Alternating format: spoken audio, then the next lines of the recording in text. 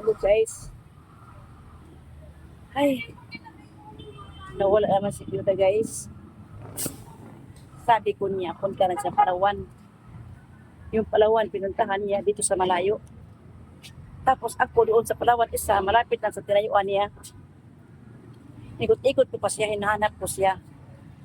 Tapos yun pala, tumawag siya na doon sa kabilang Palawan. Diyos ko Lord, kalayo na mga Palawan, kabila. Nandoon pala siya, nakarating na. Samantalang ako bumalik sa likod ng palengke. Hinahanap ko siya. Ayun, nandito kami sa optimistic. Maghanap pa lang kami dito.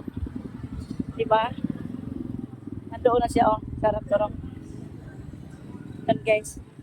Yun na guys. Okay guys. Traffic na po, traffic. Palita sa mukha ko eh. Yun na guys.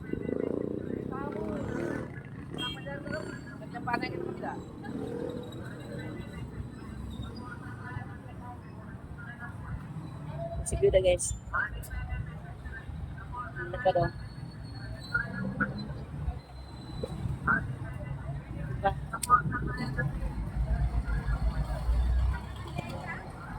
Oh, Ginoo.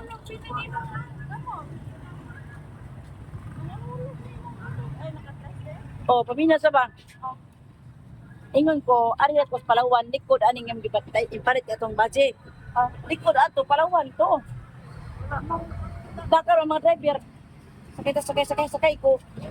Di pa, oy, turap lang namin. Nakita mo si Biping. Sabi niya, wala man dito, wala man yung punti ko, wala. Dito, ang dibalik ko likod. Yung tawag ko, di ko Palawan, direct kay Palawan. Wala, tawagan ako katong nakapunto. Libek, bigay si Dodo ang sagot. Wa di ay kay ibaw nga ni Palawan ito. Ha? Ibaw ni Palawan ito. Wala. Binuo ko ato mga driver nga kailangan at mga ato Palawan. Okay, bye guys, bye. Pasok kami dito guys. Oh. Dito guys. Dito naman. Security guard na problema sa amin guys. Problema sa amin kalikutan.